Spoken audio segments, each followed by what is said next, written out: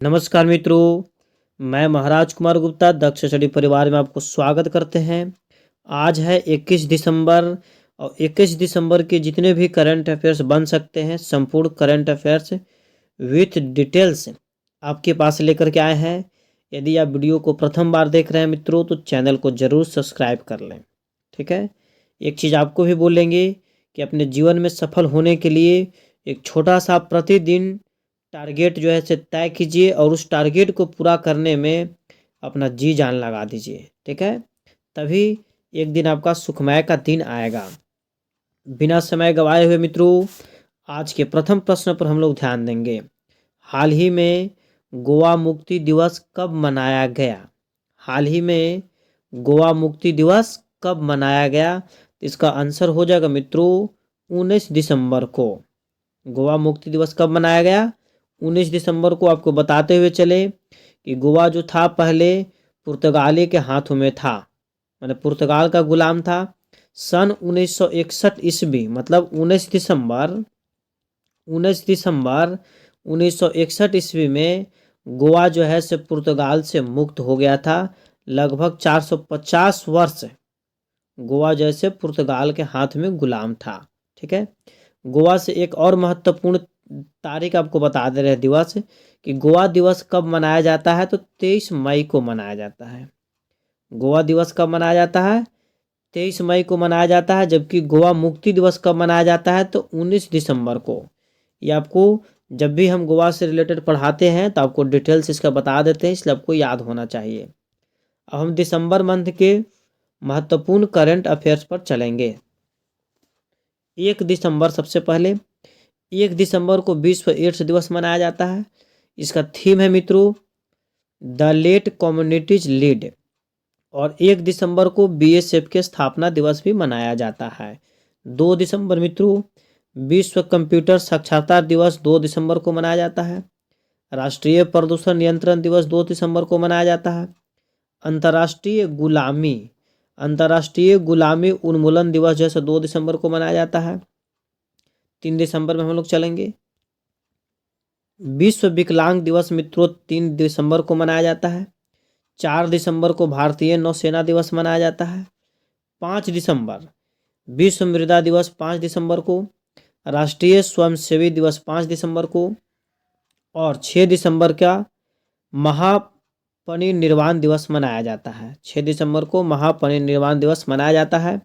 7 दिसंबर सशस्त्र सेना झंडा दिवस 7 दिसंबर को मित्रों मनाया जाता है। अंतर्राष्ट्रीय नागरिक उड्डयन दिवस 7 दिसंबर को मनाया जाता है। 8 दिसंबर को मित्रों बोधि दिवस मनाया जाता है। 8 दिसंबर को क्या मनाया जाता है? बोधि दिवस। 9 दिसंबर अंतर्राष्ट्रीय भ्रष्टाचार विरोध दिवस मनाया जाता है। 9 दिसंबर को आपको अंतर्राष्ट्रीय भ्रष्टाचार विरोध दिवस मनाया जाता है। 10 दिसंबर मानवाधिकार दिवस मनाया जाता है 10 दिसंबर को। जो इस बार का मानवाधिकार दिवस का जो थीम था the freedom equality and justice for all. ठीक है। 11 दिसंबर को मित्रों अंतर्राष्ट्रीय पर्वत दिवस मनाया जाता है। 11 दिसंबर को अंतर्राष्ट्रीय पर्वत दिवस और 11 दिसंबर को ही यूनिसेफ दिवस मनाया जाता है। 12 दिसंबर बच्चों सार्वभौमिक स्वास्थ्य कवरेज दिवस 12 दिसंबर को मनाया जाता है। राष्ट्रीय ऊर्जा संरक्षण दिवस 14 दिसंबर को मनाया जाता है। राष्ट्रीय ऊर्जा संरक्षण दिवस 14 दिसंबर को मनाया जाता है। 16 दिसंबर को आपको विजय दिवस मनाया जाता है। 1971 ईस्वी में भारत और पाक के बीच, पाकिस्तान के बाद जो युद्ध हुआ था उसमें भारत जो है 16 दिसंबर 1971 ईस्वी को विजय घोषित हो गया था। उसके उपलक्ष्य में प्रतिवर्ष 16 दिसंबर को विजय दिवस मनाया जाता है। 18 दिसंबर को अल्पसंख्यक अधिकार दिवस और 18 दिसंबर को ही अंतर्राष्ट्रीय प्रवास दिवस भी मनाया जाता है। ठीक है। अब हम लोग चलेंगे अगले प्रश्न पर। हाल ही में कुशल मजदूरों के अधिकारों की रक्षा के लिए एनएसडीसी किसके साथ एमओयू पर हस्ताक्षर किया है? इसका आंसर हो जाएगा मित्रों सऊदी अरब के साथ। किसके साथ? सऊदी अरब के साथ। अब हम लोग सऊदी अरब के साथ यदि इसका आंसर आ गया तो सबसे पहले हम लोग जानेंगे एनएसडीसी क्या है। एनएसडीसी का फुल फॉर्म होता आपको है national skill development corporation. National skill development corporation. ठीक है, सऊदी अरब को हम लोग मैप में देखेंगे। सऊदी अरब देखिए यही आपका है। ठीक है, सऊदी अरब की सबसे पहले हम लोग जानेंगे कि सऊदी अरब की कैपिटल कहाँ है, तो रियाद है। सऊदी अरब की राजधानी कहाँ है, तो रियाद है। सऊदी अरब की मुद्रा क्या है, तो रियाल है। क्या है, रियाल है।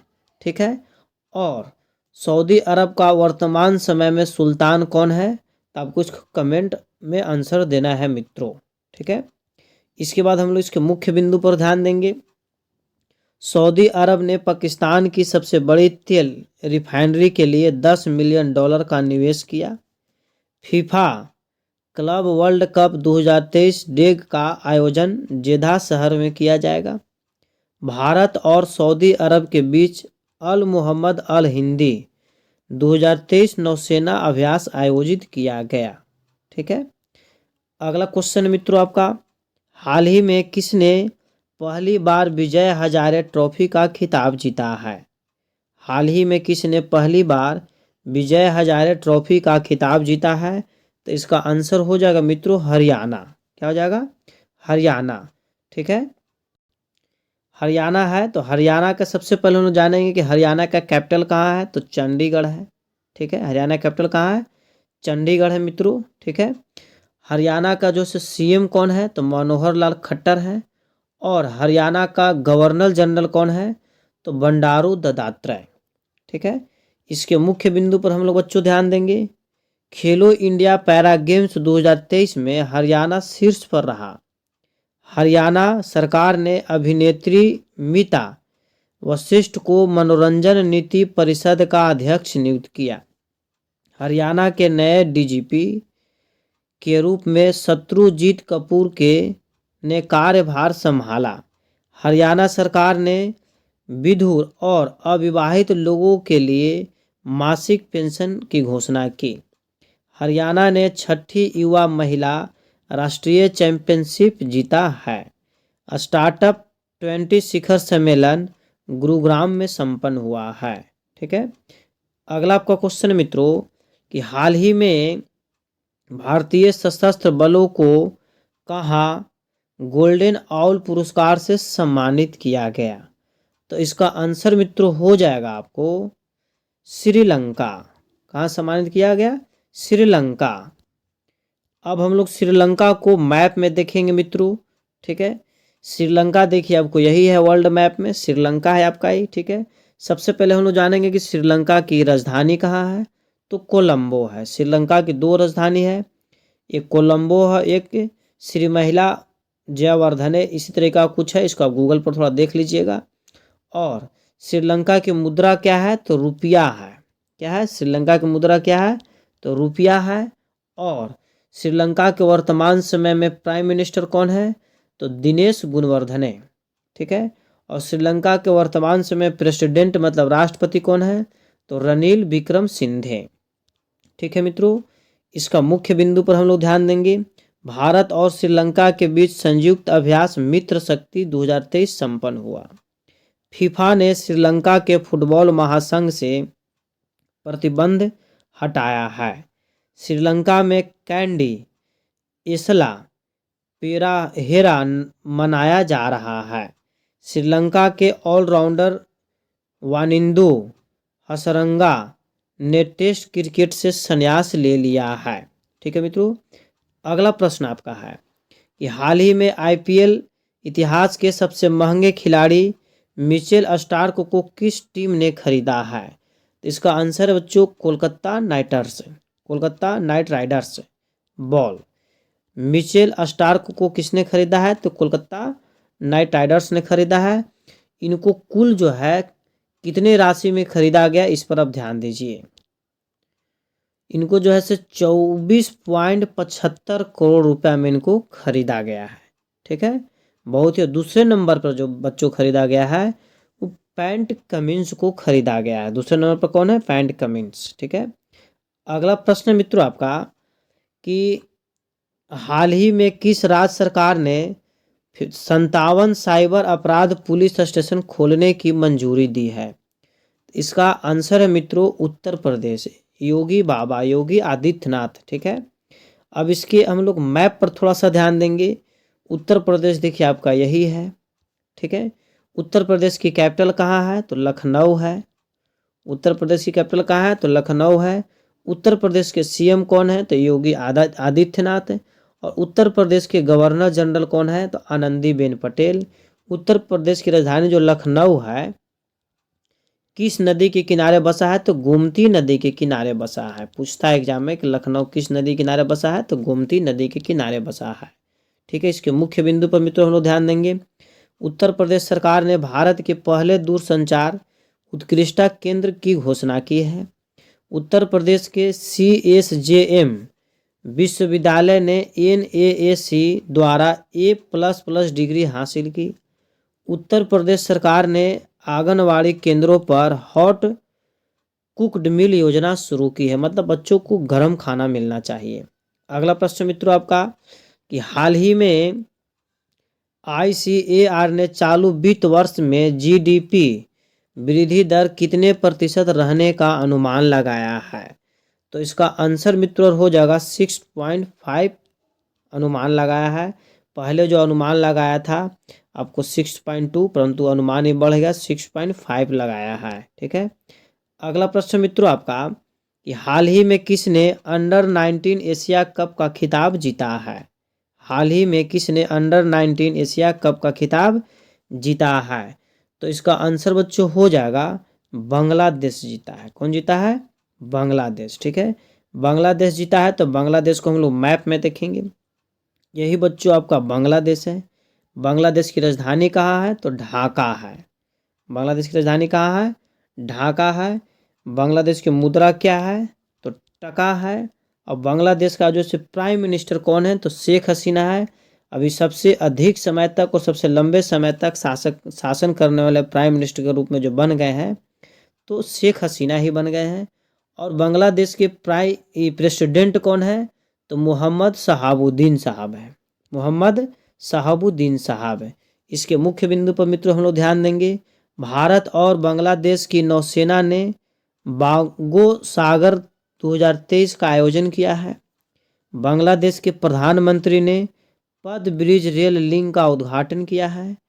और भारत और बांग्लादेश के बीच संयुक्त सैन्य अभ्यास संप्रीति 11 मेघालय में शुरू हुआ। पूछ सकता है एग्जाम में कि संप्रीति सैन्य अभ्यास किन दो देशों के बीच होता है? तो भारत और बांग्लादेश के बीच होता है। बांग्लादेश ने भारत से 7 आवश्यक वस्तुओं की सुरक्षित आपूर्ति की मांग की है। ठीक है, अगला प्रश्न आपका है हाल ही में रमन सिंह को किस राज्य की विधानसभा का स्पीकर चुना गया? तो इसका आंसर हो जाएगा मित्रों छत्तीसगढ़। रमन सिंह जो है से पूर्व सीएम थे छत्तीसगढ़ के, परंतु अभी जो चुनाव हुआ उसमें जो है से यह सीएम नहीं बने, इनको स्पीकर चुना गया है। ठीक है मित्रों, इस प्रकार हम लोग मैप में देखेंगे छत्तीसगढ़ को। छत्तीसगढ़ मित्रों आपका यही है। ठीक है, छत्तीसगढ़ की राजधानी कहाँ है? तो रायपुर है। ठीक है, अब हम लोग जानेंगे कि छत्तीसगढ़ के नए सीएम कौन बने हैं? तो विष्णुदेव साय साहब बने हैं। और छत्तीसगढ़ के गवर्नर जनरल कौन है? तो विश्वभूषण हरिश्चंद्र हैं। छत्तीसगढ़ के गवर्नर कौन है? विश्वभूषण हरिश्चंद्र। इसका मुख्य बिंदु है मित्रों छत्तीसगढ़ सरकार ने मुख्यमंत्री निर्माण श्रमिक पेंशन योजना शुरू की है। छत्तीसगढ़ की पेलमा खदान कोयला उत्पादन करने वाली SECL की पहली खुली खदान बन जाएगी। छत्तीसगढ़ के धमतरी में कमार जनजाति को आवास अधिकार मिला। और छत्तीसगढ़ के मुख्यमंत्री ने ग्रामीण आवास न्याय योजना शुरू की है। ठीक है, अगला प्रश्न आपका है कि हाल ही में कृषि विपणन सुधार में कौन सा राज्य शीर्ष पर रहा है? तो इसका आंसर बच्चों हो जाएगा आंध्र प्रदेश। कौन रहा है? आंध्र प्रदेश शीर्ष पर रहा है। आंध्र प्रदेश रहा है तो आंध्र प्रदेश को हम लोग मैप में देखेंगे, यही आपका है आंध्र प्रदेश है। ठीक है, आंध्र प्रदेश की मित्रों राजधानी कहाँ है? तो अमरावती। आंध्र प्रदेश की राजधानी कहाँ है? तो अमरावती है। आंध्र प्रदेश के सीएम कौन है? तो जगमोहन रेड्डी। और आंध्र प्रदेश के गवर्नर जनरल कौन है? तो अब्दुल नाजिर जस्टिस रह चुके हैं। इसका मुख्य बिंदु पर मित्रों हम लोग ध्यान देंगे। आंध्र प्रदेश सरकार पिछड़ा वर्ग जाति जनगणना शुरू करेगी। मिनिएचर ईस्टर्न घाट से विशाखापत्तनम का नया पर्यटन स्थल बना है। आंध्र प्रदेश के पूर्व मुख्यमंत्री को भ्रष्टाचार के आरोप में गिरफ्तार किया गया है। और इसरो ने अपने पहले सूर्य मिशन आदित्य L1 को श्रीहरिकोटा से लॉन्च किया है। राष्ट्रपति द्रौपदी मुर्मू ने आंध्र प्रदेश के पूर्व मुख्यमंत्री NTR की याद में स्मारक सिक्का जारी किया है। ठीक है, अगला प्रश्न मित्रों आपका, हाल ही में IMF की रिपोर्ट के अनुसार भारत वैश्विक विकास में कितने प्रतिशत योगदान दे रहा है? तो इसका आंसर बच्चों हो जाएगा 16% योगदान दे रहा है। अब यहाँ पर IMF है तो IMF का हम लोग फुल फॉर्म जानेंगे। तो IMF का फुल फॉर्म होता है international monetary fund. International monetary fund IMF की जो स्थापना हुआ था 1945 में हुआ था। कब हुआ था? 1945 में। ठीक है मित्रों, अगला आपका प्रश्न है कि हाल ही में कौन देश की सबसे बड़ी अर्थव्यवस्था के रूप में उभरा है? तो इसका आंसर मित्रों हो जाएगा महाराष्ट्र। कौन हो जाएगा? महाराष्ट्र हो जाएगा। तो हम लोग जानेंगे थोड़ा महाराष्ट्र के बारे में कि महाराष्ट्र के CM कौन है? एकनाथ शिंदे हैं। महाराष्ट्र की कैपिटल कहाँ है? तो मुंबई है। और महाराष्ट्र के गवर्नर जनरल कौन है? तो रमेश बैस है। ठीक है, अगला इसका मुख्य बिंदु है कि पुणे ने सबसे बड़ी पढ़ने की गतिविधि का गिनीज वर्ल्ड रिकॉर्ड हासिल किया है। FDI प्राप्तकर्ता के रूप में देश में महाराष्ट्र शीर्ष पर रहा है। महाराष्ट्र सरकार सुरेश वाडकर को लता मंगेशकर पुरस्कार देगी। मतलब लता मंगेशकर पुरस्कार किसको मिलेगा? तो सुरेश वाडकर को मिलेगा। कौन सा स्टेट देगा? तो महाराष्ट्र देती है। ठीक है, महाराष्ट्र ने राजा भलिंदर ट्रॉफी जीता है। एग्जाम में पूछ सकता है कि राजा भलिंदर ट्रॉफी किसने जीता? तो महाराष्ट्र ने जीता है। महाराष्ट्र सरकार ने लेक लड़की योजना को मंजूरी दी है। ठीक है, अगला प्रश्न मित्रों आपका, हाल ही में आई रिपोर्ट के अनुसार पिछले 6 वर्षों में UPI लेन देन में 1 लाख करोड़ रुपए से बढ़कर कितने लाख करोड़ रुपए हो गए हैं? इसका आंसर हो जाएगा मित्रों 139 लाख बढ़ गया। ठीक है, ये हमको 139 लाख इसका सटीक आंसर है। ठीक है, अगला प्रश्न मित्रों आपका कि हाल ही में किसने G20 शिखर सम्मेलन में ग्लोबल आइकन अवार्ड जीता है? बहुत ही महत्वपूर्ण प्रश्न आपका है कि हाल ही में किसने G20 शिखर सम्मेलन में ग्लोबल आइकन अवार्ड जीता है? तो इसका आंसर हो जाएगा मित्रों श्रीनिवास नाइक ने जीता है। अगला प्रश्न मित्रों कि इसका मुख्य बिंदु कि रॉयल सोसाइटी ऑफ केमिस्ट्री पुरस्कार सविता लाडेजा को मिलेगा। अजंता एलोरा फिल्म फेस्टिवल में जावेद अख्तर को Padmini life time achievement award मिलेगा। और 33वें व्यास सम्मान 2023 के लिए पुष्पा भारती को याद किया गया, मतलब चुना गया। मतलब 33वें व्यास सम्मान किसको मिलेगा? तो पुष्पा भारती को मिलेगा। विस्थापित बच्चों को शिक्षित करने के लिए अब्दुल्लाही मीरे ने UN नानसेन पुरस्कार जीता है। ठीक है, अगला प्रश्न आपका है, यह लास्ट प्रश्न आपका है, हाल ही में किस देश के राष्ट्रपति ने 89.6% वोट के साथ तीसरा बार जीता है? तो इसका आंसर मित्रों हो जाएगा मिस्र का। कहाँ का राष्ट्रपति? मिस्र के राष्ट्रपति ने तीसरी बार 89.6% वोट से जीता है। ठीक है, इसके मुख्य बिंदु पर बच्चों ध्यान देंगे। एंड्री राजोलिना को मेडागास्कर का फिर से राष्ट्रपति चुना गया। न्यूजीलैंड के प्रधानमंत्री के रूप में क्रिस्टोफर लक्सन ने शपथ ली। और जोसेफ बोकाई ने लाइबेरिया के राष्ट्रपति का चुनाव जीता है। ल्यूक फ्रीडेन को लक्जमबर्ग का प्रधानमंत्री चुना गया है। जेवियर माइली को अर्जेंटीना का राष्ट्रपति चुना गया है। पेड्रो साचेज स्पेन के फिर से प्रधानमंत्री बने हैं। सुल्तान इब्राहिम मलेशिया के नए राजा बने हैं।